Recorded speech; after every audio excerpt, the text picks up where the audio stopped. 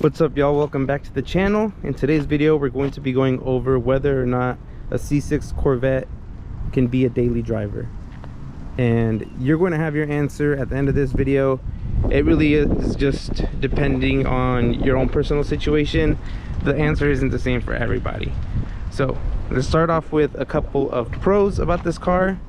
One, it's a Corvette. Two, it's a V8. Three, it's super spacious. 4, it's super comfortable. And 5, it just looks great. That might go with the part that it's a Corvette, but it just looks great.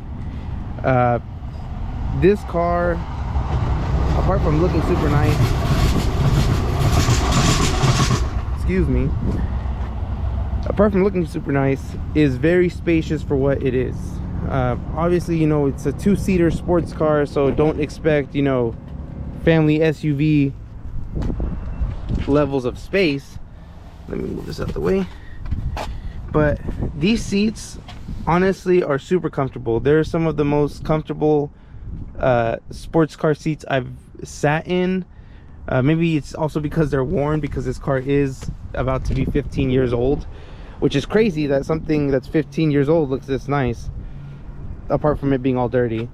But I am actually 6'1", and I fit super comfortable in either one of these seats. It's really astounding how spacious the cockpit area is of the car. And you really do have everything. Mine came with the option of the nav, which has Bluetooth, but only for phone calls and stuff, but not for like music. Which you can easily fix. You can connect the aux cord through the back of it, change out the head unit, or do what I do and get an FM transmitter and just I have it plugged in here, connected to Bluetooth in my car, and done. We'll get over to that side just so I can show you guys the controls on the steering wheel. Depending on the trim that you get, you know, it has more features. Mine specifically, let me sit in here so the chime goes away, is a 3LT, which has, you know, the Bluetooth controls like I was saying for the phone calls, and then volume, and then the stereo controls, so you can, you know, shuffle through your saved channels or whatever. Also come with seat warmers. So in terms of like your everyday use, you really have it all. It has auto lights, so you don't have to worry about turning them on unless you specifically want to turn them on every single day. A really cool feature that this car does have for a daily driver, especially if it's a shared vehicle, is the memory seats. So this could be yours. You set it, you change it also moves the steering wheel. So you move the steering wheel, your mirrors on the sides, and your seat however it is you want it, and as soon as you have it, you know, perfect, you just hold the button that you want it to save to, you'll hear a little beep and you're good to go. This button here is just so that everything moves. The steering wheel will move, the seat will move like back to give you more space to get out of the car, and then you can save another seat. So you can have a total of 2 seats saved.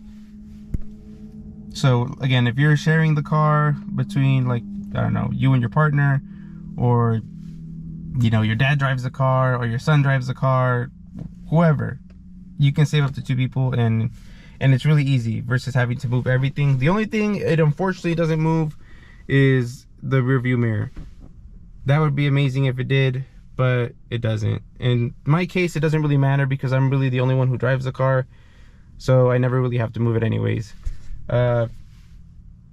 Another thing about this car, which goes into our first list of cons, is the cup holders. It does have cup holders, but they're really small.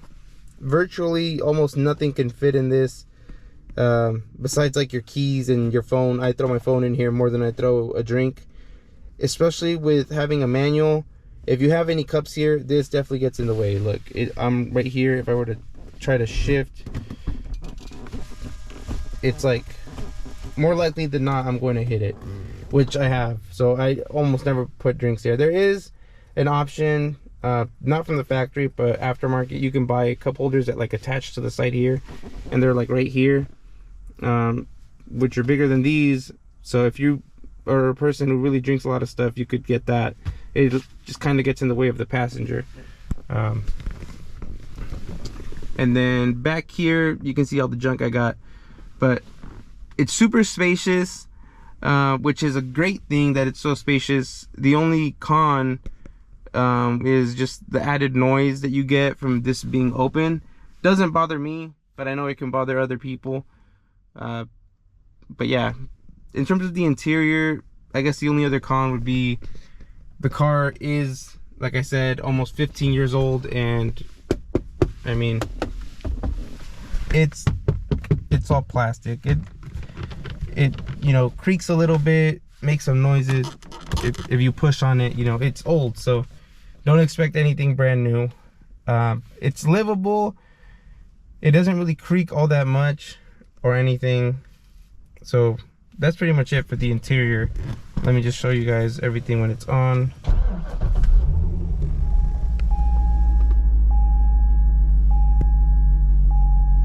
So as you can tell, all your gauges are super bright. Everything is like perfect. The reason I turned on the car wasn't for this. I don't know if you can see the heads-up display right there. That is probably one of the coolest features of this car. I really hope that it shows up on the camera. But yeah, this thing shows your speed. You can adjust it to show your, I think it's your oil temp or your trans temp, coolant. You can mess with it, so it'll show you different stuff. So that's probably one of the coolest things about this car, is that you don't really have to look down to check your speed or anything like that. As long as you can be looking at the road and all the information is right there. All right, so before we head out, I wanted to show you guys these two buttons. So this is for the fuel cap, which is actually right here. So if you press the button, it flings open. And if you don't press it from the inside, it won't open. So you don't ever really have to worry about your fuel. And then there's the hatch release. Same thing, you press this and it releases the hatch. I showed you guys the view from the inside. It's hard to tell right now because I have the top in here, but I mean, you can see how spacious the trunk area is with this being in here, because I mean, that's the roof. But this, honestly, I've had two fully sized suitcases in here, plus, you know, some shoes or whatever other little things. You can fit virtually anything that you would need on a daily basis in the trunk of this car. You know, I've gone grocery shopping or, you know, shopping for other stuff, and I've completely filled up this area, but it's like, it fits perfectly. Like, it's not, you know, stacked up on each other. Like, it fits really well. Like, this has an incredible amount of space for being a sports car. I've had other sports cars and none of them have had this much space. I compare it to my wife's 370Z, and hers is a lot smaller than this one.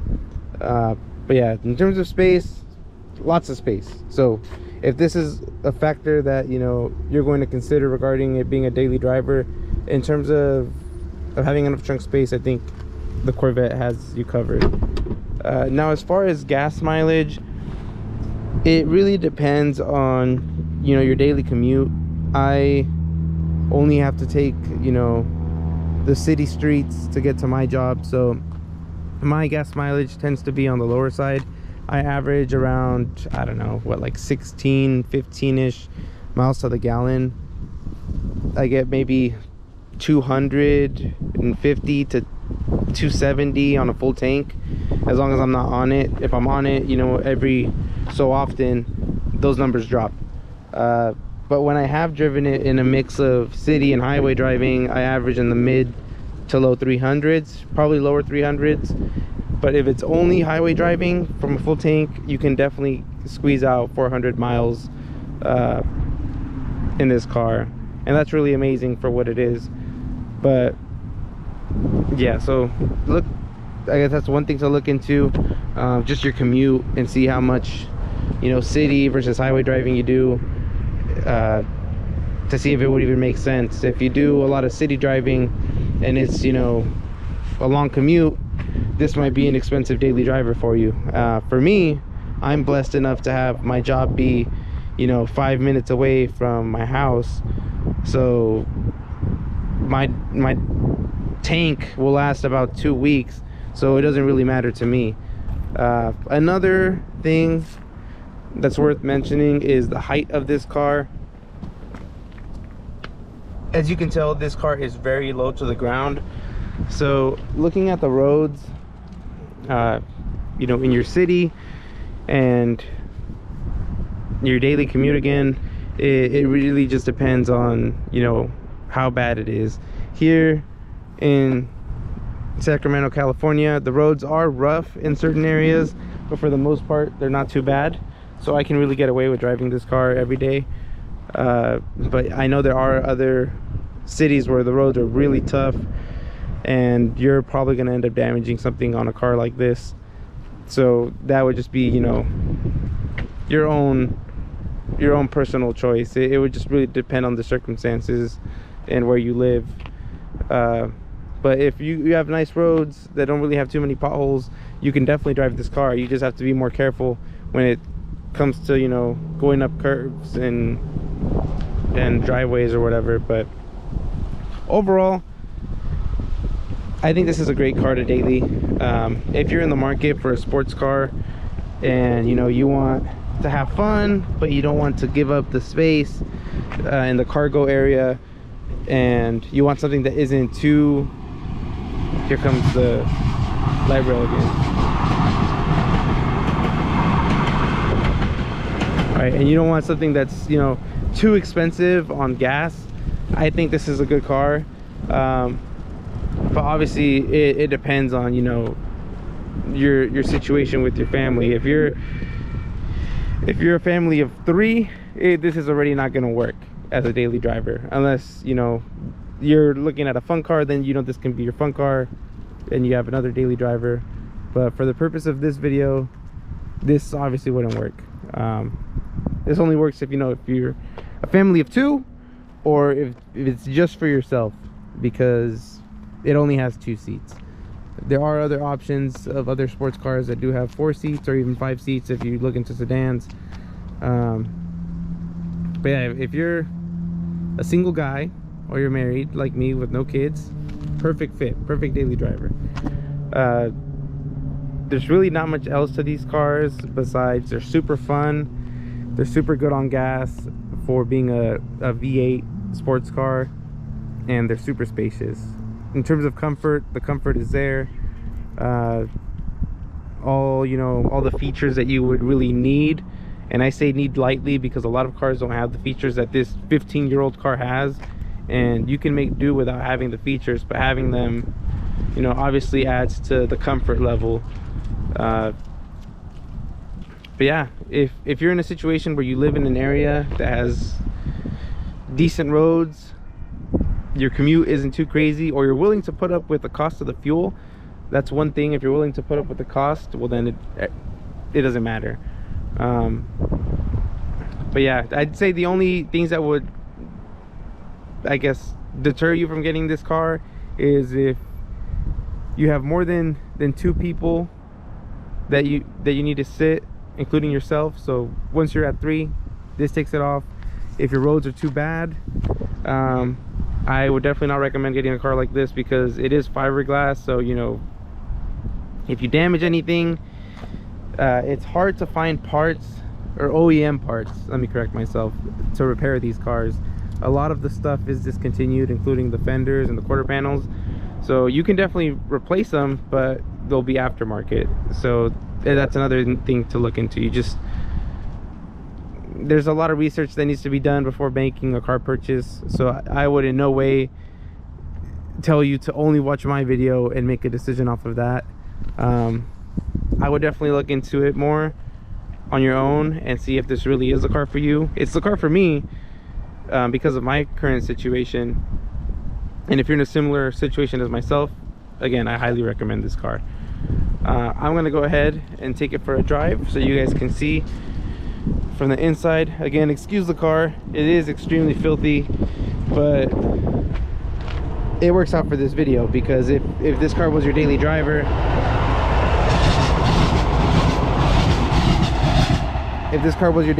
this is basically what it would look like.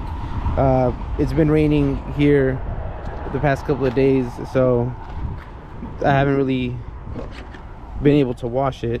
It just stopped raining, so the car's completely filthy, but that's how any daily would look like. But let's go ahead and take this thing for a spin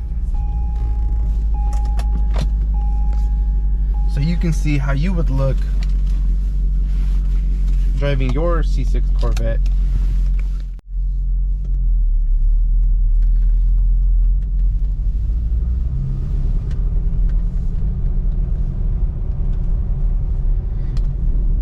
Now that I'm driving it, there is one thing I forgot to mention earlier, and that's the visibility on this car. I don't know how well the camera picks it up, but like the whole front, you can basically see everything. There's not much blind spots here. If you turn, that's what you would see. Rear view, you can see me and everything else behind me, and that's the look from behind. So it's like you don't really have any blind spots in this car, which is great, because I know other cars, specifically from Chevy, like the Camaro, the visibility is atrocious. Like you can't see anything out of those cars, and that is definitely not the case with this.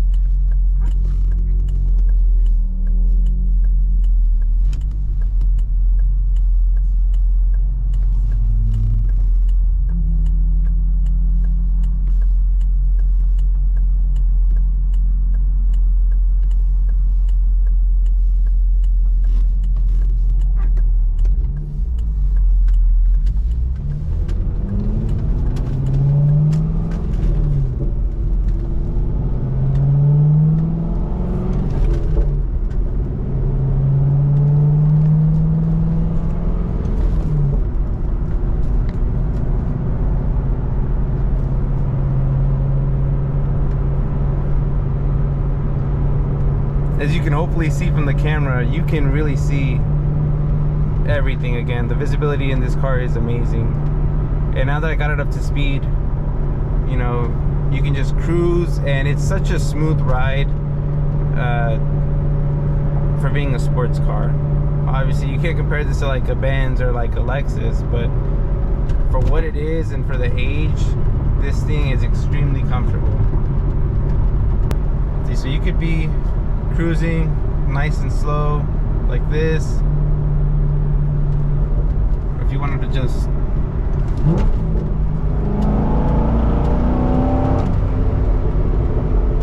give it a little bit of beans, it's definitely something you can do. Add a shit of a gear.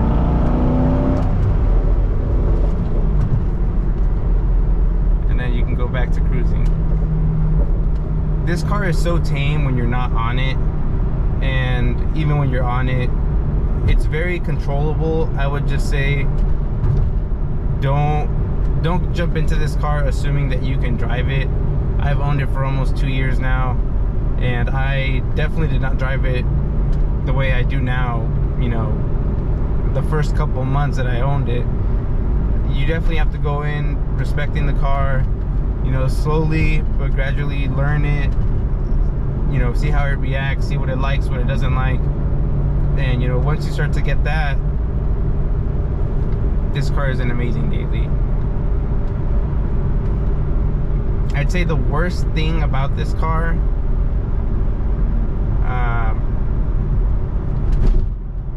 I guess, is just driving it in the rain. It's drivable in the rain, but you know, just like any sports car, especially rear-wheel drive like this one, you're going to struggle a little bit.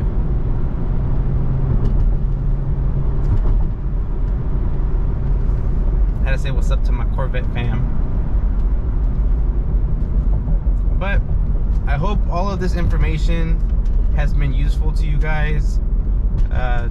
I can't really think of what else to say, just because I'm biased. I love this car. It's honestly ruined it for me, because now comparing it to other cars that I would have bought prior to buying this one, I don't see myself buying anything else you know, around this price range or cheaper than this car. I honestly can't see myself getting anything else in a Corvette. Well, obviously there's other cars I want that are more expensive, but in, you know, the 40K and below range, the Corvette is the best bang for your buck in terms of performance and the ability to daily it, in my opinion, of course. But like I said earlier, I highly recommend you guys to do your own research. You know, dig deep into the Corvette forums. They really do have a lot of information. I did the same thing prior to buying my Corvette, and I still go on there now if I ever have any kind of issues or questions. All the OGs on there are super helpful. But yeah, definitely look into your own situation. Do some research to see if this car really is what you're looking for, and, you know, make your decision from there. But I appreciate you guys watching. I hope this video was informative to you guys, and I'll catch you guys next time.